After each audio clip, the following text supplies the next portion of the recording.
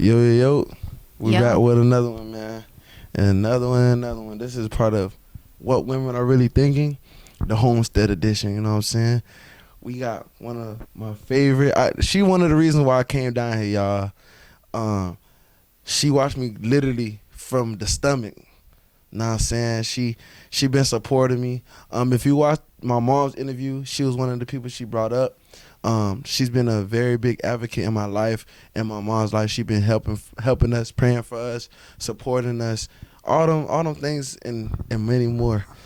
This is real love, real family love right here. I don't have nothing negative ever to say about her because she's so positive in her light. I can go on and on all day about her, you know.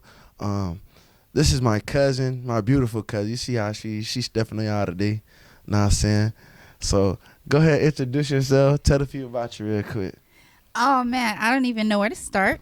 My name is Renette Jones, host of the Champagne Room with Ned Jones. Is me and Dee Dee on there.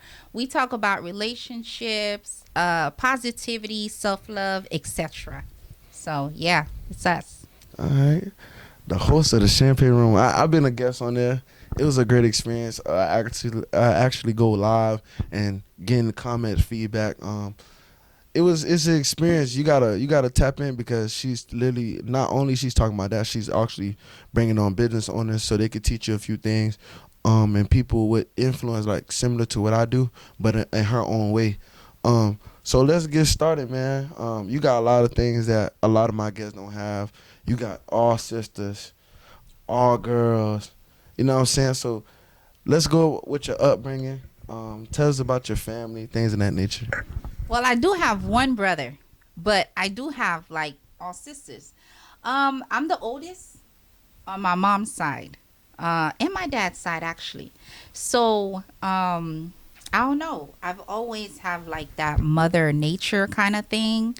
And then I have all girls. I was trying for a boy, but I'm 4 girls in and I give up. So yeah. I feel that. So what was it like? What was your upbringing like? Are you originally from Homestead or like where you from originally? I'm actually from Haiti. So I am a thoroughbred.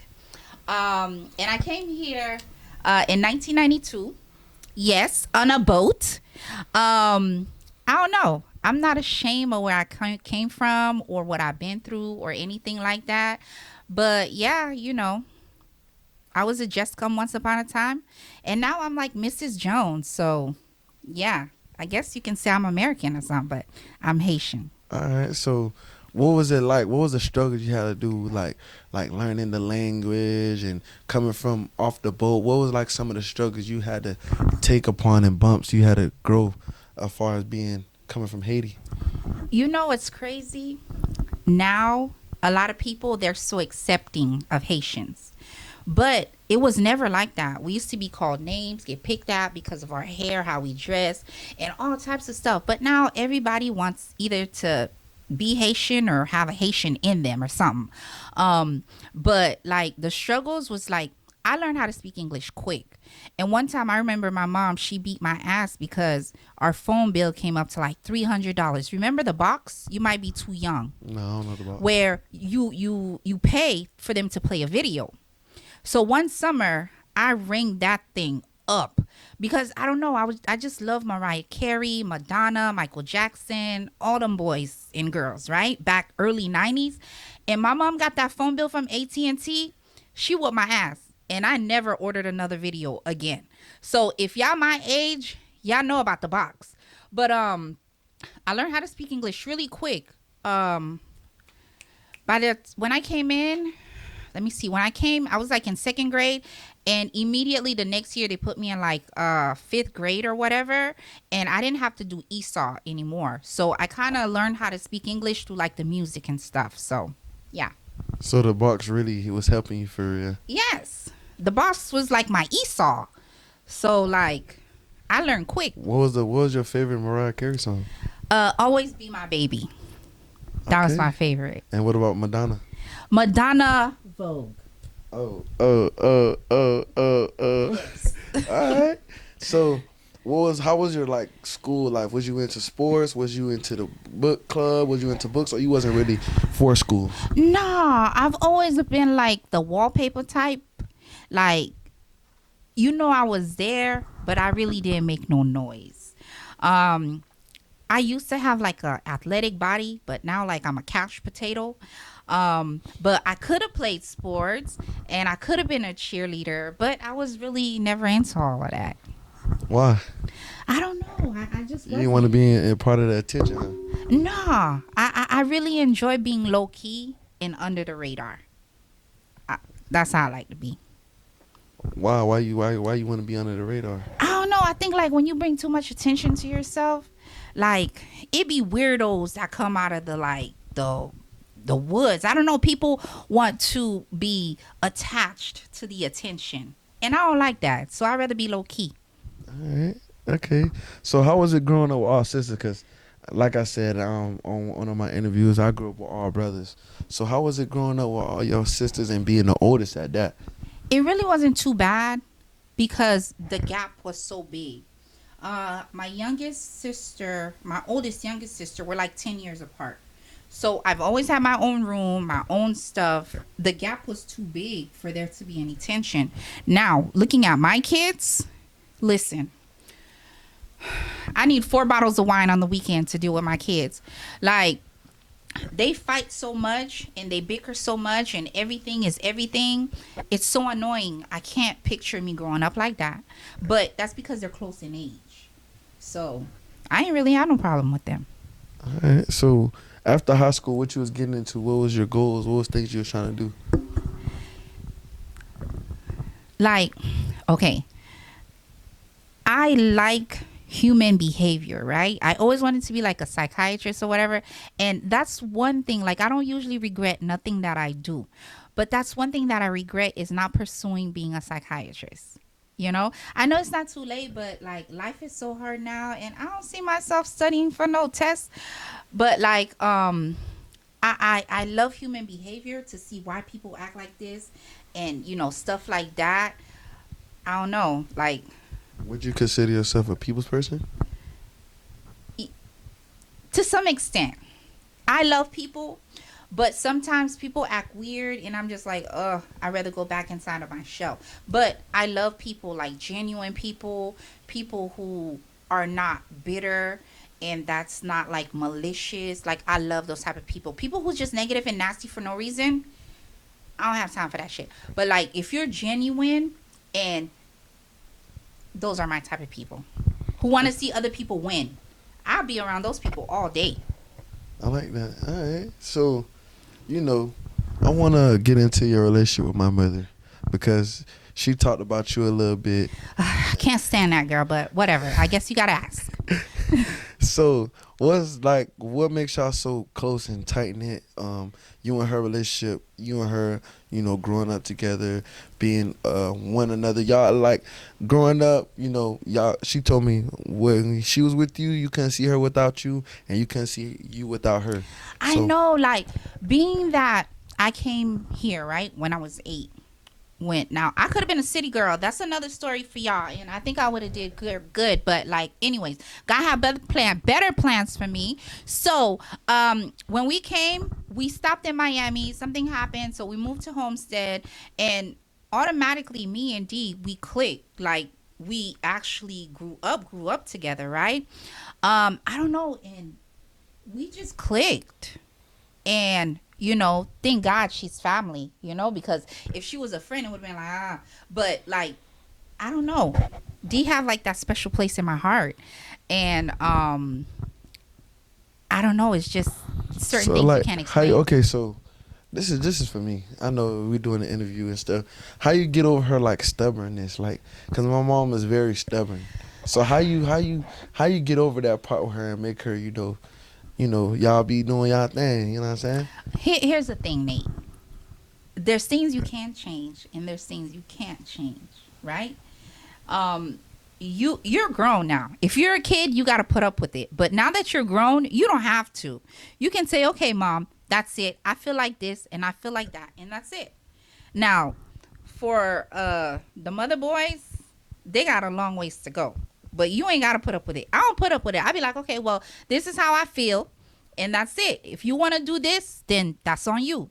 Period. Period. All right. I like that. I like how you talking. Know what I'm saying? So let's get into your fashion because, you all dolled up today. You all nice and clean. So how did you start, like, finding your way with clothes and picking out the right dresses, knowing what fits you, knowing what you like to wear? Because, when you come out, because you just showed me a fit, and that fit clean just as long as this one. So, like, how do you know what you want to wear, what colors match with what colors? How you pick out your clothes? I've never been the type to go with the trend, ever. Like, I like to do my own thing. If I'm comfortable in this, that's what I'm going to put on. Not because I've seen this person wear it, that person wear it. Like, honestly, I wanted to put this on because I wanted to be fly for you. Plus, I ain't wear this coat. So I say, you know what? I'm about to be super fabulous for Nate and them. And that's it. I ain't really put much thought into it. I just kind of go with the flow. All right. So, I see you a big advocate for, like, makeup and stuff. And I'm a guy that don't really think makeup is needed. What's your take up on, like, makeup and stuff like that? Because you like makeup, which is everybody's choice. So why do females decide to wear makeup and things of that nature? Here's the thing with makeup, right? There's two ways that I feel about makeup.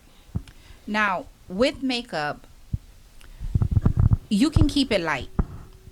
Now, today's world, people use makeup as witchcraft, where somebody can go from looking like this into looking like somebody totally different. I'm not with that. But what I am with is like skincare, where you take care of your skin. And then, light makeup where you lightly do your eyebrows and stuff like that. Like, if you see me now, I'm really not wearing that much makeup. I have on a little contour. My lashes is done and stuff like that. I'm all for that. But like the cake and the hours that you put into that, I think that's unnecessary. Like, I have 4 kids, 5 if you include my husband. But I don't have time. Like, I don't have 2 hours to bake my face. And I think that's ridiculous, because if you go out on a date with a man, right, and you have on 30 pounds of makeup, and then the next day you look like I'm trying to find a nice word, like, you look like a chocolate chip cookie, like, that's gonna turn that person off. I'm for taking care of your skin under the makeup, and then lightly putting it on. Like, if you have an event and you have to, like, go the extra mile, I'm down for that. But like everyday makeup, it should be kept light. So take care of your skin. Right. That's a good point, because Mm-hmm. a lot of people be want to put on all this extra stuff, and they be looking like, who did it and why? You know what I'm saying? That's the best way I can put it. What's under that makeup? Forget what's under that skirt. What's under that makeup? Ooh, That's what's for real. try that bar then. All right. So let's get into your marriage, because that's something that's very, like, something you're willing to put your marriage on the forefront, because that's something you don't talk about everybody's marriage, you talk about your own. Mm-hmm. So tell us a story how you met your husband, and the journey y'all came together to where y'all is now. Well, my husband and I, we've been together for almost 20 years. So, yeah, he's built like Ford, guys. He's tough. But his story might be different than mine. But how I first met him, I was on my way from work, minding my own business, like having a great time. Unfortunately, my AC was broken at the time. If my AC was not broken, I would have never met that man. So God knew what he was doing. So I had my window down, and I looked over, and some dude was looking at me, like, smiling and everything. He's like, "You're not gonna speak?" I was like, "What the hell?" So the light turned green, and I peeled off, right? Like, not gonna speak. So I get to the other light. He was kind of cute, I'm not gonna lie. Okay, so I get to the other light. The light was yellow. Now, this is my fault. So I stop at the yellow light. Usually I speed at the yellow light, but I stopped, right? So he's like, "Oh, pull over at the gas station." I was like, "I don't even know you." But he was cute. So I was like, okay, so I'll just pull over at the side of the road or whatever. So I pulled over. I was looking so raggedy. Like, it was Friday. I was just ready to be done with work because I'm off on the weekend. My shirt was raggedy. My black pants was now What gray. what job you was working at? I was working at PRC at a call center. Ah. Yes. So, but I was still cute. So I pull over and he gets out of his car. I have a thing for bow legs, right? And he had on the jersey. His chucks was matching his all-star jersey. I was like, oh my God, he's cute. So I had took some pictures for my other dude, right? And I was looking real nice. Like, I was laying down. My shirt was cut really low. I had on black pants. I was looking nice. So I was like, okay. He came to my car and he was like, he said something I should get out or something, like twirl or something, so he could see my whole body. I was like, hell no. I didn't even want to stop for you. So I give him my picture, my fine picture with the number on it in the back. Because I was looking raggedy. I didn't want that to be the last picture he had of me. So I gave him a better picture. So that evening, this nigga went and did a background check on me with the picture, right? He took it to the hood and asked people if they know me. I guess to see if I was loose or whatever. So nobody knew me except one dude. He was like, oh, she go with that dude or whatever. So he calls me at like 7 p.m. Now I met this nigga at like 5. So he calls me at like 7. I was taking a shower. I didn't pick up. So the number called me back. I was like, man, this must be this cute guy that I just met. So I called him and he asked if I wanted to come link up. I did. And when I did, I was looking so good, guys. I was back on my Victoria's Secret thing back then, and I was looking so good. I found my finest push-up bra. My boobs was to my like my freaking chin, and my tightest jeans. I went and I seen him. He was drooling, and that was it. We've been kicking it ever since. All right, well, so what was like, because everybody sees the red flag. So what was like the flag that made you be like the green flags? Like, all right, I might want to keep vibing with him. I might want to keep chilling with him. Like, I had some really good times with Trey. Like, we really started off as friends. And I'm not going to lie to you. When Trey and I first met, he had other chicks. He did. Because there was times when I went to see him. In the beginning, there was chicks leaving his house. But I guess I'm just a different type where if I first meet somebody, I don't expect you to just drop everything for me. If I get dropped, I'm okay with that too. But like, there's gotta be like changes that happens when you first meet somebody. And we were just friends. Like, we kick it even till this day. Like, we have moments where we really like connect with that friendship. But his red flags to me was like, I said green flags. Oh, I'm about to talk about the red flags. It's just a friendship, and I know like he genuinely cares for me and he wants the best for me. Like, I love that. That's good. So what's something that he does that boils your blood, but you let it go because you got love for your boy? So what's something that boils your blood? When I say we should go left and he want to go right, or when I say we should go right and he want to go left, that's annoying AF. She put the AF emphasis on that bit. All right, so what's like, so y'all saying like driving, you want to go somewhere? No, I'm talking about like a life decision, any decision. Like, okay. If I say we should do this, he's like, oh no, we should do that. And then I know what I say we should do is best. But then, he want to do something else. And I'm like, oh, then I just got to suck it up and. So how did you learn? Because a lot of people, well, I ain't going to say a lot of people, a lot of women don't want to submit to their man. Like, as far as when they come to making decisions, because now a lot of girls want to take the independent route. Oh, I don't need no man. I could do this all on my own. I don't want to submit to no dude. This and that. So how did you learn how to submit to your man and let him run a household? So when he do make a decision, you're able to be like, okay, I'm okay with his decision. I don't have a problem with submitting. I honestly don't. But I think the problem that with submitting today is that the man, their mind is not where it should be, because I think most women, they submit naturally to a man, not just a man pretending to be a man.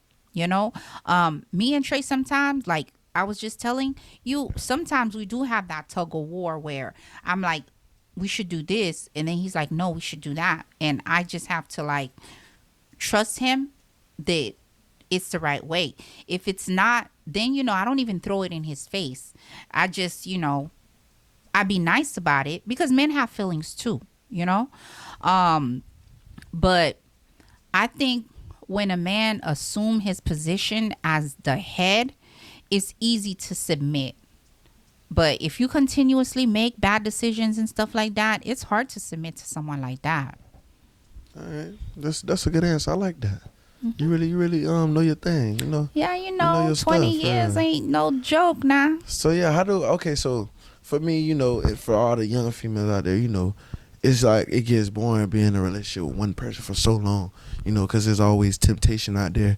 There's always things that, there's always, some people say, the cliche term, the grass ain't greener on our side, but some people think the grass is greener. It's not. So what made you and, Trey stick together for so long? Because, 20 years ain't just some stick in the mud, you know what I'm saying? It's really a hard thing to do. It is. Especially with kids too. I think that, I don't know, I'm different. Boring is nothing to me because I make everything fun. But like, I think in order to stick together, you have to be willing to listen to each other, compromising, because a lot of people think, oh, paying the bills is like it. I'm like, yo, if you think a nigga love you just because he pays all the bills, you're selling yourself short.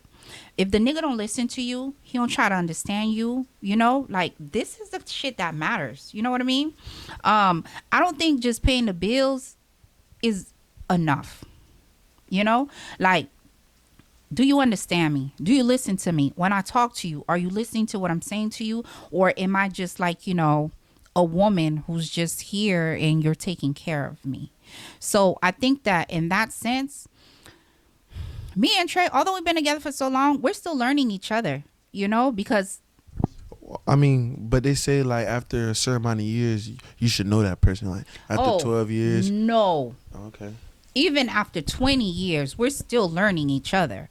But it's a never ending thing, because the thing is, the 20-year-old Trey met me, I'm not that same person. The 30-year-old Trey knew, I'm not that same person. I'm almost 40 years old. And I'm just growing, and he's just growing. He's changing too. So we have to continuously learn and love each other. And along the way, shit will happen. We should put that on a shirt. But along the way, shit will happen. So what you gonna do? Are you gonna run every time something happens? Or are you going to learn and grow together? That's what it's about.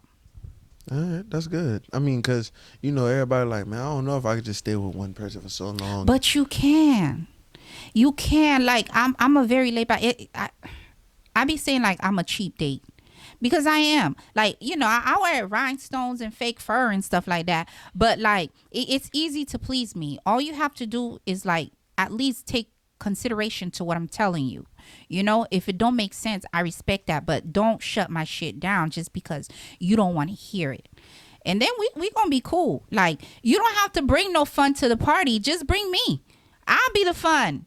And I like to keep things like, I joke about everything. Laughter is definitely a key, and I try not to be a stick in the mud. Like, I make a joke out of everything, and I be ready to have fun. All right, so you a Pisces, correct? I am. So what's like the toxic traits of a Pisces?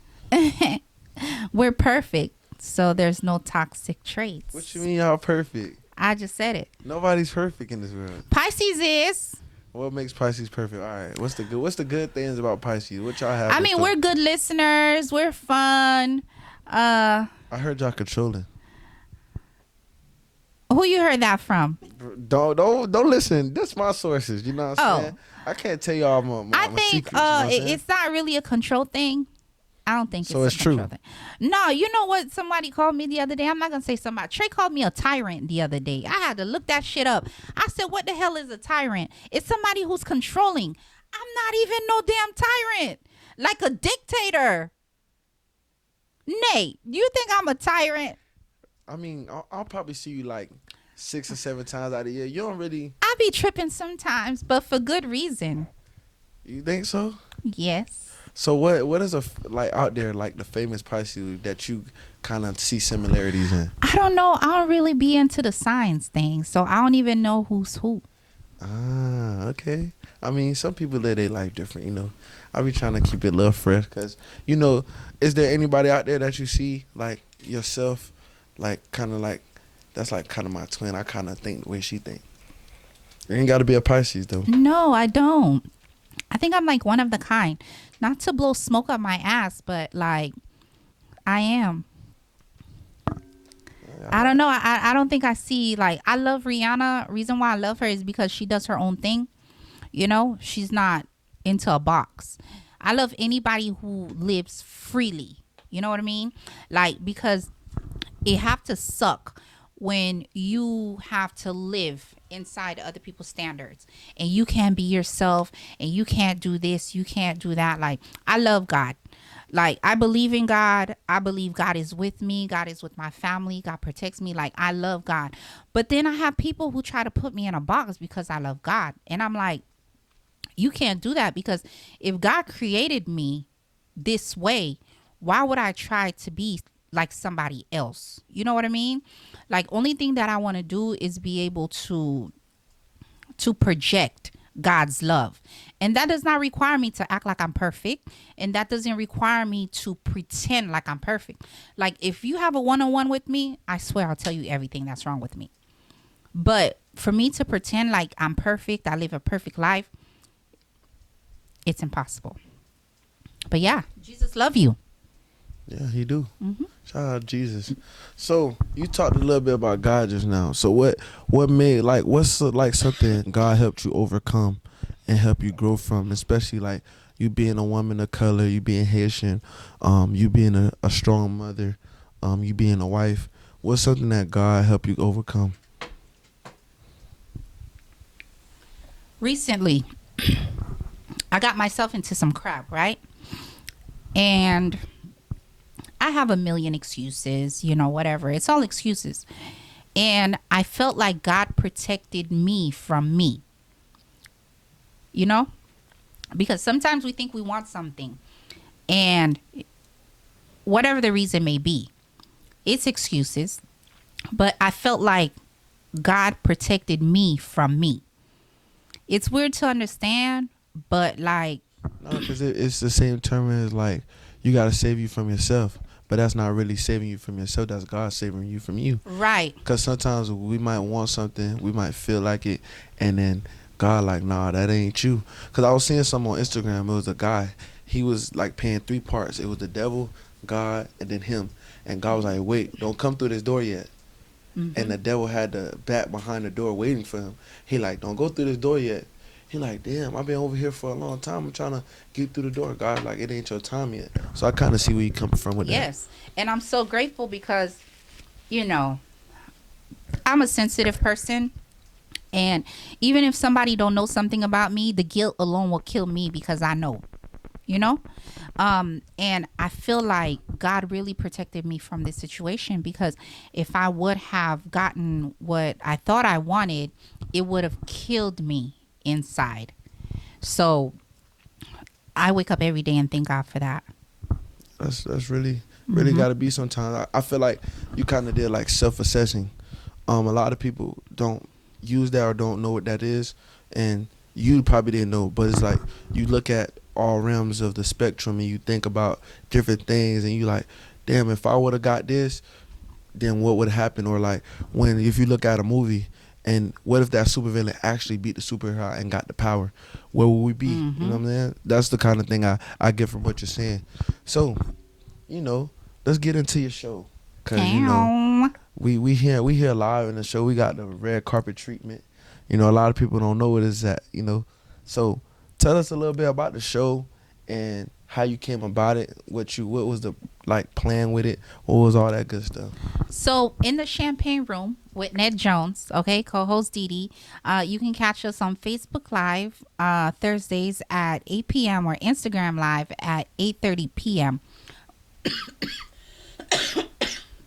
Oh, sorry guys, I'm getting over something, but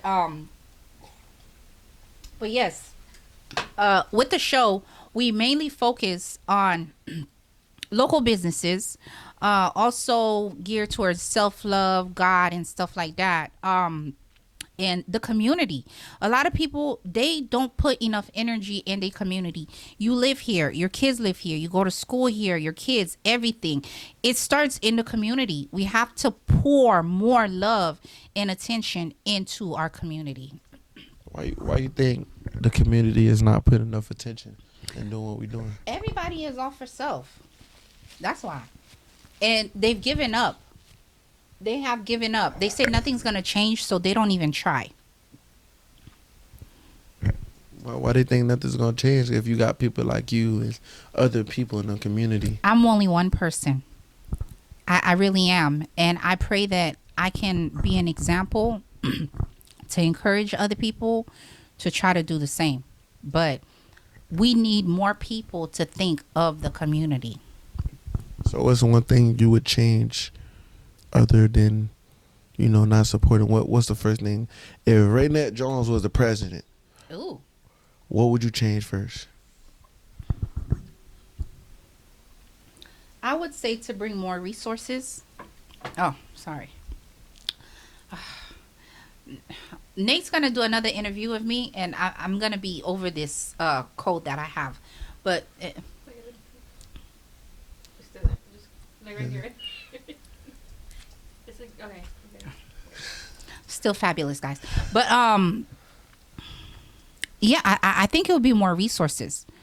I think people think that there's nothing available here, and honestly, now that I'm doing more in the community, there is stuff available for local businesses and everything. But oh, Jesus. But to pour more into like the youth. You know what I mean? Because it really starts with the youth. But that's about it. If I was president, I think I'll give money to every charity, but I don't think money fixes things. It really don't. It really don't, because in the wrong hands, it gets misused. And then the people who really need it, they don't get it. So I would have to put a team together and run some tests and find out how we can fix it. But I think we should come together. I went to this show in Little Haiti. I loved it. This was my first time. Usually where I live, I have to say buenos dias before I say bonsoir. Like, it be one bonsoir to 30 buenos dias. So when I went to Little Haiti, I said bonsoir and the people answered me. I got so happy. And I would love to see that in my own community, where we can have our own events and functions and, get our own food trucks out there and pour into our people and just flourish. I think those type of environments, they really bring people together. Like the festivals and stuff, they really bring people together. So yeah, but once the festival is over, I think everybody goes back to that mindset that they was trained. I think more trainings, more things that they need to do, it'll help out more. That's why I feel like, because everybody can go to a party and have fun, and then when they turn around, they still got that same envious hate love for that person. It can change over time. The festivals will just be one aspect. I'm also in this group where it's the Pastors Association, and they gear more towards the Haitian community. And they're in the works now, working some stuff out for the Haitians, to see what we can do for them, to bring the people together. So we need prayer, and, just pray for action in a movement to change people's mindset on unity and less of selfishness, All right. So I see you talking about self-love. So when you want to say, because this is the part where you give the free game, because this is what are women really thinking. So what's your take on self-love, and what's your take on self-love and mental health? Man, we live in a society where you can't be different or you would be hated, right? It's annoying AF. Um, and like, I encourage any and everybody, boy, girl, woman, sister, whatever, to love yourself from within. Because the thing is, if you have to be somebody else to be loved, then it's not for you. I encourage people to do what you feel, do what you think, as long as it doesn't go against the law. Um, I can care less. I applaud people for just being who they are, because sometimes we hold ourselves back from so many opportunities. We hold ourselves back from expressing ourselves because we're scared of what someone else is going to think about us. And these are people who's actually battling with their own self. You see how crazy that is? It's weird. But I encourage people to just love yourself for who you are. If there's something that you don't like about yourself, change it because you don't like it. Don't change it because somebody else don't like it. Yeah, facts. Mm-hmm. So, I don't want to say no names, but you had two significant things that happened to you. What would you like to say to those people that are not here with us today? Because, you went through a tough time, a rough bout. So what would you say to them right now if you could talk to them? I don't know if I would even say anything. I think I'd just hug them, honestly. Like, tight hug, because a lot of people, they take their mom and grandmas for granted. I lost my mom. She was like 52. And my grandma, she was like, 67 or whatever, but it's still a young age. What hurts me the most is that my kids don't have that. That kills me. You know, my dad is here, but their grandpa's in Georgia. He's pretty nice. Their grandma's in Texas. She's okay, but they I feel like they don't have that grandma and grandpa thing. Like, I love that, and I feel like I would hug them and let my kids talk to them. And and even with Trey's grandmother, she was a trip, but I love that lady. And just the other day, I was like, man, just last night we was at the table eating, and I was like, man, imagine if the grandmas, they got to meet you guys. My kids are dope AF, and not just because they're my kids, but they're insane, they're annoying, but they're cool kids. And just to have that and have the conversation with the grands and stuff like that, I feel like that part of me hurts more than me not having them. You know what I mean? Because I feel like I had time with them, but my kids didn't. I feel that. Yeah. I think me personally, because I didn't give a story time, so I'm going to give a little story time. I think, through that rough time, you showed like how strong you was. Because everybody else around you was, took it hard. And you was very like strong about the situation, because a lot of people like me, I'm a sensitive, emotional when it comes to stuff like that. It'd be hard for me to understand certain things, but like your brain is wired different, and that's why I feel like women, they go through a lot of like scrutiny for how they think, but y'all also take on a lot of strong stuff. So like what makes a woman so strong, like going through certain things. I'm gonna go back to your last question real quick. Before my mom passed, right? I think her brain started bleeding. She was on life support. And the day before she passed, I got a chance to go in the room with her, pray with her, hold her hands and everything. That brought me peace. The day before my grandmother passed away, I went in there and I thanked her for everything she had done for me, because when my mom left to come here, she left me with my grandmother, and my grandma got on a boat and she brought us with her, and then the whole process started. So I was always thankful and grateful for my grandma for doing that, because she didn't have to do that. So I held her hands and we prayed and I thanked her in everything. And then the next day she passed. So those two situations, I felt like I made peace with them and I had peace, and that gave me strength too. Like, I was hurt at the same time, because part of me felt like I was robbed, you know? But I believe in God and I believe in his timing and his reasons. So I find some peace there too. But with women, I feel like we have to be strong. We just have to, because a man can be a man. To me, a man is a man in strength. But a woman has strength, but in the mind. You know what I mean? Because if a man doesn't have a strong woman, it's gonna go different. But if a man have a strong woman, she's gonna encourage him. She's gonna pour the love. She's gonna encourage him, pour the love, and just help him to get to where he's trying to be. So I think we need each other. To me, for a woman to fight to be independent is crazy to me. You don't have to be independent. You really don't. And sometimes we don't like to think that we're the problem. Like, I have things that I need to fix as a woman. I like to be real with myself.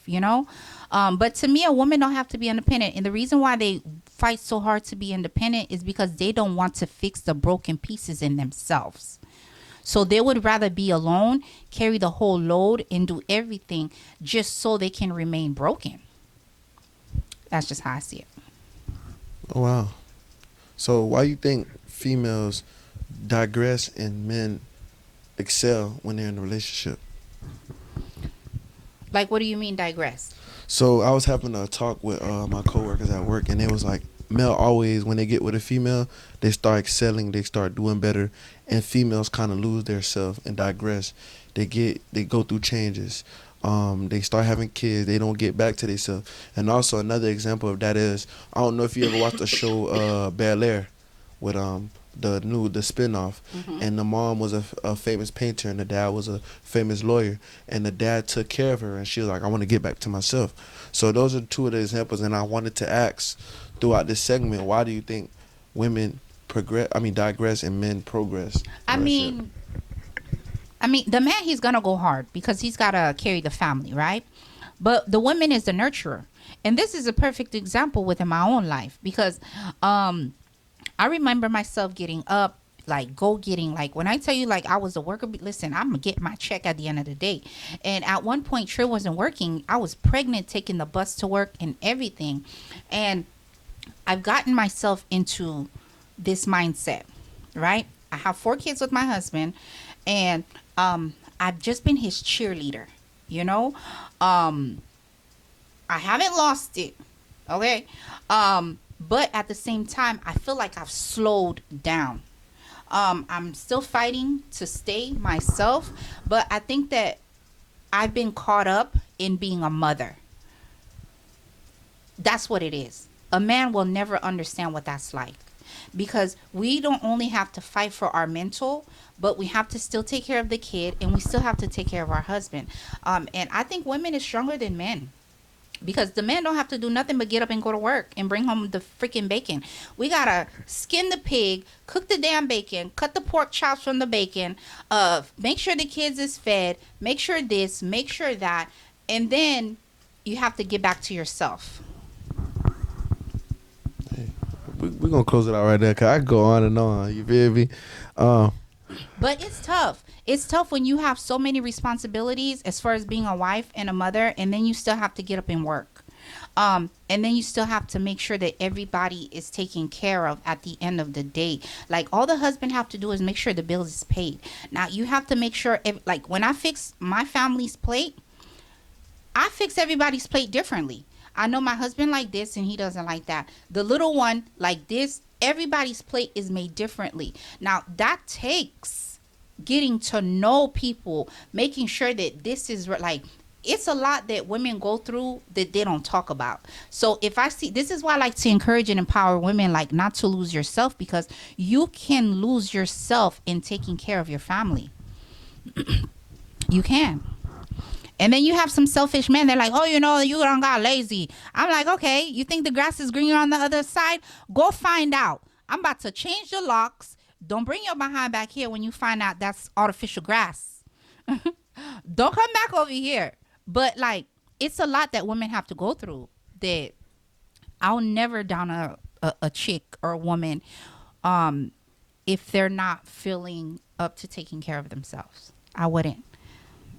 All right. Well, Cause thank you. it's tough. Thank you, Cub, for coming, man. We had a good time. I ain't gonna lie. Yes. You dropped a lot of gems, and she already speaking into existence part 2. But Yes, I be feeling much better, guys. I'm sorry that I had to cough and everything. I look fabulous, but I look like trash, but I'm still fabulous. No, I look, yeah, whatever I said. but we coming back. We're gonna do a little panel with the Homestead family because Yes. we got a lot of stuff we didn't get to talk about in the singles, but we did get a lot of stuff talked about today. So thank you, and y'all go tune into her show, man. Yes. Live show. She talks about everything. She's very positive. That's something that you need. I should talk about that, though, Nate. You know, how women go through stuff and how men think it's them letting themselves go, but mentally that shit fucks you up. Excuse my French, but yeah, like it's tough. Yeah. So that's your next topic. You welcome. Ooh.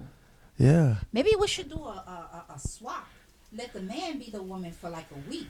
Them niggas would be stressed.